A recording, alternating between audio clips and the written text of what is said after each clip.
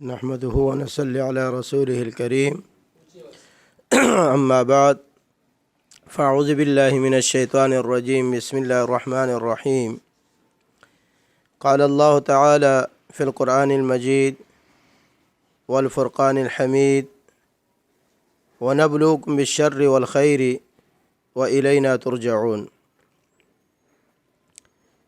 انسانیت کے ساتھ دو چیزیں جو ہے زندگی کے ساتھ وابستہ ہوتی ہیں، ایک شر اور ایک خیر۔ جب تک انسان جو ہے زندہ ہوتا ہے تو ان دونوں چیزوں کا تعلق جو ہے انسان کے ساتھ وابستہ ہوتا ہے، اور یہ اللہ عز و جل نے ارشاد فرمایا کہ وَنَبْلُوكُمْ بِالشَّرِّ وَالْخَيْرِ، ہم انسان کو جو ہے آزماتے ہیں شر اور خیر کے ساتھ۔ یعنی شر سے کیا مراد ہے؟ شر سے مراد یہاں پر جو ہے اس دور میں فتنے، آزمائش، اور یہ انسان کے ساتھ جو ہے ساری زندگی وابستہ ہے۔ اللہ عز و جل نے ارشاد فرمایا وَلَنَبْلُوَنَّكُمْ بِشَيْءٍ مِّنَ الْخَوْفِ وَالْجُوعِ وَنَقْصٍ مِّنَ الْأَمْوَالِ۔ اب اللہ عز و جل فرماتے ہیں کہ ہم انسان کو ضرور آزماتے ہیں، کبھی جسمانی صورت میں، کبھی مال کے نقصان کی صورت میں، یعنی کسی بھی صورت میں اللہ عز و جل جو ہے انسان کو آزماتا ہے۔ اور ایک مقام پر اللہ عز و جل نے ارشاد فرمایا الذی خلق الموت والحیات لیبلوکم ایکم احسن عملا انا جعلنا ما علی الارض زینۃ لها لنبلوہم ایہم احسن عملا۔ اب اگر انسان پر کوئی آزمائش آتی ہے تو اللہ عز و جل جو ہے اس آزمائش کے ذریعے انسان کو آزماتا ہے، اور اللہ عز و جل جو ہے فرماتے ہیں کہ موت اور زندگی کا خالق اللہ عز و جل فرماتے ہیں کہ میں ہوں، میں نے اور موت اور زندگی کو پیدا کیا۔ کیوں پیدا کیا؟ تاکہ میں یہ دیکھ سکوں، تمہیں آزما سکوں کہ تم میں سے احسن عمل، اچھا عمل کون کرتا ہے۔ اور دوسرے مقام پر اللہ عز و جل نے فرمایا انا جعلنا ما علی الارض زینۃ لها لنبلوہم ایہم احسن عملا، ہم نے آسمان اور زمین کو بنایا اور اس کی زینت، اس کی خوبصورتی اللہ عز و جل فرماتے ہیں کہ ہم نے بنائی۔ اور کیوں بنائی؟ تاکہ تمہیں دیکھ سکے تم میں سے اچھا عمل کون کرتا ہے۔ یہاں اللہ عز و جل نے ان دونوں قرآنی آیات میں فرمایا احسن عمل، اکثر عمل نہیں کہا، احسن عمل، یعنی عمل کے لحاظ سے کون بہتر ہے، کون اچھا ہے۔ اب یہاں کثرت سے نہیں کہا کہ کثرت سے عمل ہونی چاہیے، کثرت کو نہیں دیکھا جا رہا ہے، بلکہ عمل کے اندر احسن کو یعنی اچھے طریقے کو۔ اور جب کوئی بھی فرد جو ہے عمل کرتا ہے احسن انداز سے، تو وہ احسن انداز سے کس طریقے سے ہونا چاہیے کہ بالکل وہ آپ کا عمل محمد الرسول اللہ صلی اللہ علیہ وسلم کی سیرت پر اور آپ علیہ الصلاۃ والسلام کے فرامین پر، قرآن اور سنت پر، جب قرآن اور سنت پر عمل کرو گے تو گویا وہ عمل احسن عمل کہلائے گا۔ اکثر عمل کا کوئی فائدہ نہیں ہے۔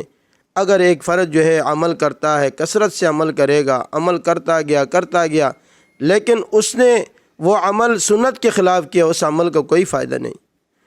محمد الرسول اللہ صلی اللہ علیہ وسلم نے ارشاد فرمایا کہ ایک شخص کو لایا جائے گا قیامت کے دن جس نے 60 سال تک نماز پڑھی ہوگی، لیکن اس کی نماز قبول نہیں کی جائے گی۔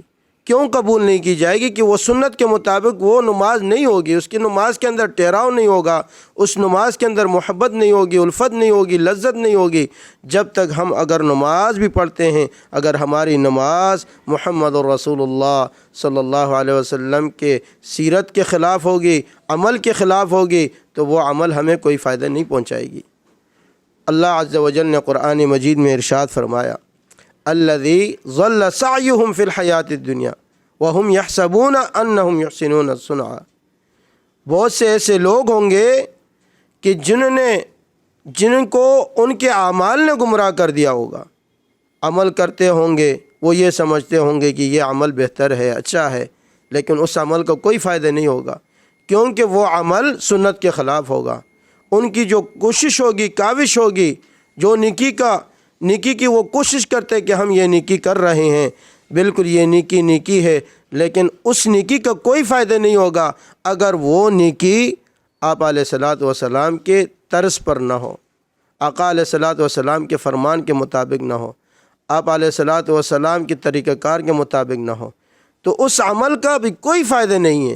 یہاں اللہ عز و جل نے کیا فرمایا؟ الذی ضل سعیہ فی الحیات الدنیا وہم یحسبون انہم یحسنون صنعا، کہ وہ گمان کر رہے تھے کہ ہم جو یہ عمل کر رہے ہیں، نمازیں پڑھ رہے ہیں، قرآن مجید کی تلاوت کر رہے ہیں، یا کوئی بھی عمل، وہ یہ سوچ رہے تھے کہ یہ عمل بالکل سنت کے مطابق، کوشش کرتے رہے ساری زندگی، لیکن قیامت کے دن اس عمل کا کوئی فائدہ نہیں ہوگا۔ اللہ عز و جل تیسرے مقام پر ارشاد فرماتے ہیں وَقَدِمْنَا إِلَىٰ مَا عَمِلُوا مِنْ عَمَلٍ فَجَعَلْنَاهُ هَبَاءً مَنْثُورًا، ایسے لوگ ہوں گے، ان کے پاس اعمال ہوں گے، عمل ہوں گے، بے تحاشا عمل ہوگا، لیکن اس عمل کو اللہ عز و جل جو ہے ریت کے ذرات کی طرح اڑا دیں گے۔ کیوں؟ کہ دنیاوی زندگی میں کوشش کرتے رہے اور وہ عمل میں ساری زندگی عمل کرتے رہے، لیکن ان کا عمل قرآن اور حدیث کے خلاف، اور ایسے عمل کو اللہ عز و جل جو ہے قیامت کے دن ریت کے ذرے کی طرح اڑائیں گے۔ اعمال ہوں گے پہاڑوں کے مانند، لیکن اس عمل کا کوئی فائدہ نہیں ہوگا۔ اور فائدہ کس کا ہوگا؟ اللہ عز و جل فرماتے ہیں احسن عملا، یعنی اچھے عمل کا۔ اور احسن عمل کہاں؟ جب تک انسان اس عمل کو بعین ہی محمد الرسول اللہ صلی اللہ علیہ وسلم کے فرامین کے مطابق، سنت کے مطابق عمل نہیں کرے گا، اس عمل کا کوئی فائدہ نہیں۔ اور یہاں پر جو احسن عمل کہا، تو اس احسن عمل سے بھی مراد یہ ہے کہ آپ علیہ الصلوۃ والسلام کے عین ہی مطابق جو ہے عمل کرنا چاہیے، اس عمل کا جو ہے فائدہ ہوگا۔ اگر آپ صلی اللہ علیہ وسلم کے فرامین کے خلاف کوئی بھی عمل کیا جائے، کوئی بھی عمل ہو، تو اس عمل کا کوئی فائدہ نہیں، کیونکہ اعمال تب ہی آپ کو فائدہ پہنچائے گی، نیکی تب ہی آپ کو فائدہ پہنچائے گی کہ وہ نیکی محمد الرسول اللہ صلی اللہ علیہ وسلم کے بتائے ہوئے طریقے پر ہو۔ آپ علیہ الصلوۃ والسلام نے صحابہ کی تعلیم و تربیت کی ہر چیز میں، اور صحابہ رضوان اللہ علیہم اجمعین ہر چیز کے اندر آپ علیہ الصلوۃ والسلام کے سیرت کو سامنے رکھتے ہوئے وہ عمل کیا کرتے تھے۔ صحابہ نے زندگی محمد الرسول اللہ صلی اللہ علیہ وسلم کے فرامین پر گزاری، اور ساری زندگی آقا علیہ الصلوۃ والسلام کی اطاعت اور اتباع میں گزاری، ساری زندگی محمد الرسول اللہ صلی اللہ علیہ وسلم کے ساتھ محبت میں گزاری، اور اللہ عز و جل نے ان کو پھر انعامات ان پر انعامات فرما دیے۔ اللہ عز و جل نے ان کو لقب کیا دیا؟ رضی اللہ عنہم ورضوا عنہ۔ اگر یہ القاب صحابہ کو اللہ عز و جل نے دیے کس بنا پر؟ اس لیے کہ انہوں نے محمد الرسول اللہ صلی اللہ علیہ وسلم کے فرامین کے مطابق زندگی گزاری۔ اور ہمیں بھی یہی حکم ہے کہ ہم آقا علیہ الصلوۃ والسلام کے اسوہ حسنہ کو لے کر اپنی زندگی کو گزاریں، اور اس کے مطابق جو ہے اپنی تعلیم و تربیت بچوں کی کریں۔ اگر مثال کے طور پر ساری زندگی ہم نمازیں پڑھتے رہیں، اگر ہماری نمازیں درست نہ ہو، محمد الرسول اللہ صلی اللہ علیہ وسلم کی سنت پر نہ ہو، تو وہ نماز ہمیں نہیں فائدہ پہنچائے گی۔ جس طرح آقا علیہ الصلوۃ والسلام نے ارشاد فرمایا کہ ایک شخص کو لایا جائے گا جس نے 60 سال نماز پڑھی ہوگی، لیکن اس 60 سالہ نماز میں ایک نماز بھی جو ہے اس کی قبول نہیں کی جائے گی۔ کیوں؟ اس لیے کہ اس نے نماز پڑھی، نہ اس کا قیام درست، نہ رکوع درست، نہ سجدہ درست، نہ اس کے اندر جو ہے اس نماز کے اندر ٹھہراؤ نہ ہو، تو اس نماز کا کوئی فائدہ نہیں۔